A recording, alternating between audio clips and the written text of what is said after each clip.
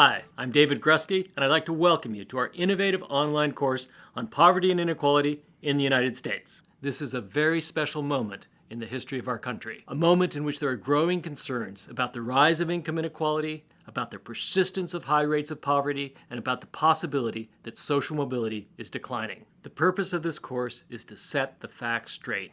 What types of inequality are increasing? What types of inequality are declining? And what accounts for these changes?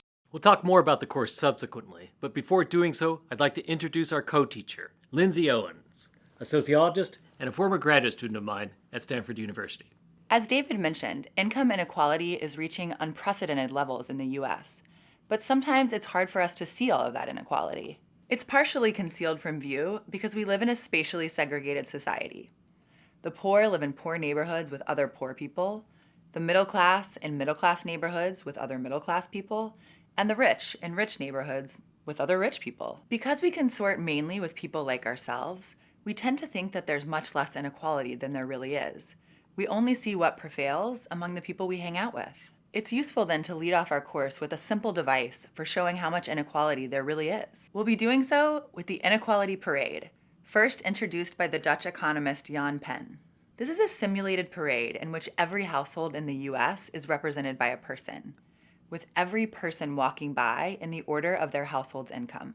We've set it up with the low-income households coming first and the high-income households following. And here's how we'll represent inequality. The heights in the parade will be proportional to what the household makes. So those households making average income will be of average height. Those households making twice average income will be twice average height, and so on and so forth.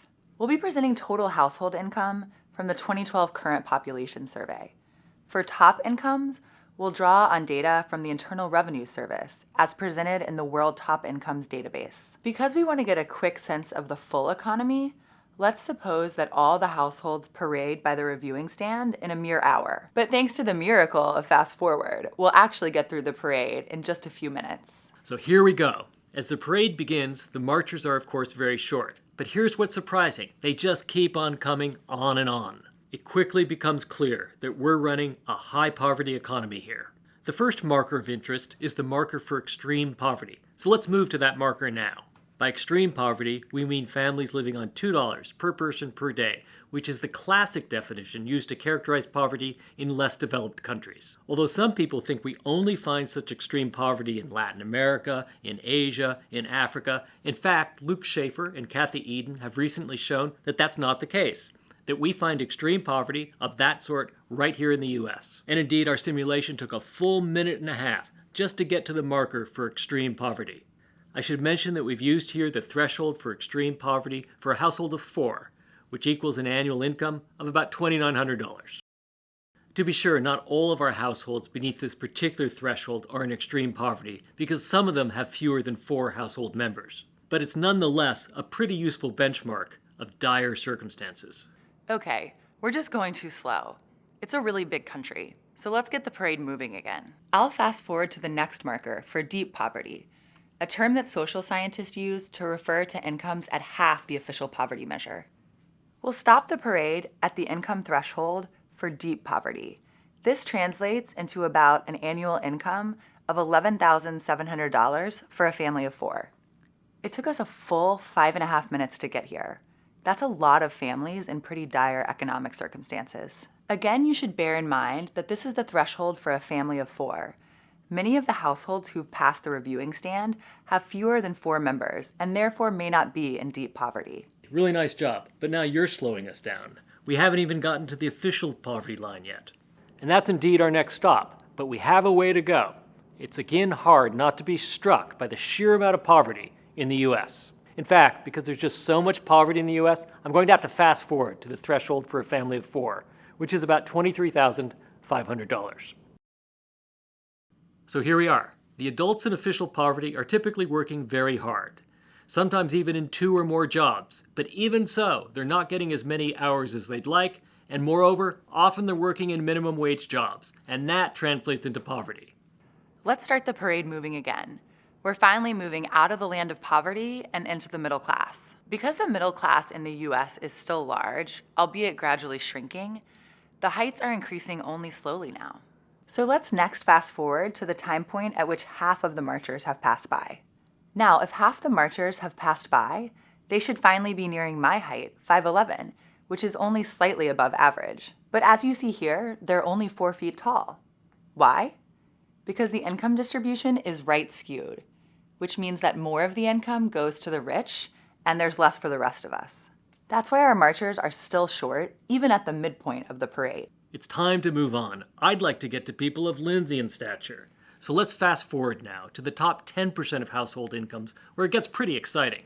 As you see, it's only in these final minutes, when people with income in the top 10% arrive, that the heights start accelerating really quickly. From this point on, we're going to start using the world top incomes data because it better captures what's happening at the top.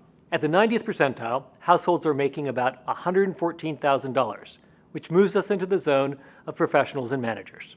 The people above this threshold, the top 10%, control approximately half of the country's total income. I'm going to move on now because I want to get to the line demarcating the now famous 1%, the households making at least $394,000. This translates to a height of almost 32 feet. And now it gets a bit scary. We're in the last 30 seconds of the parade, and we're seeing real King Kongs, truly towering figures. At the threshold for the top 0.01%, the figures are over 827 feet tall, representing household incomes of over $10 million. And that's it. You've just seen the entire household income distribution in the US. I find the parade useful because, as Lindsay noted, most of us just don't see the full cross-section of households as we live out our daily lives. For example, my house is on the Stanford campus itself, so I see lots of professors, day after day after day, and they all make pretty much the same amount of money as I do. Because of such spatial segregation, I just don't see the full income distribution in my everyday life. So the parade's a bit of a trick that helps me see how the whole country is living. I hope it helped you too. Let me now turn to a brief description of how this course will unfold. The first module will in fact be all about why income inequality is increasing in the US and many other countries. The next set of modules focuses on the poor.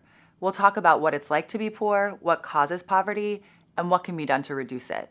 And we have several modules on education and education access. We'll ask whether access to educational opportunities is fair and equal, whether there's still a payoff to college, and whether the top schools are just prep schools for the elite.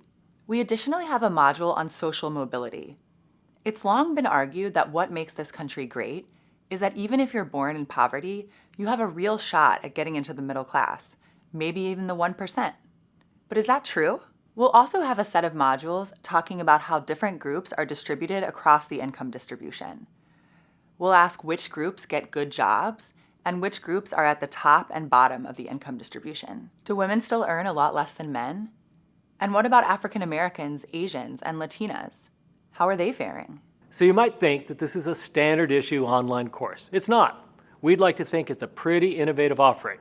In what ways? First off is the course straight from the horse's mouth. We have filmed the top scholars of poverty and inequality from across the country. We went wherever we had to go to get the best and brightest. As fascinating as I am, as fascinating as Lindsay is, you're just not going to be seeing too much of us.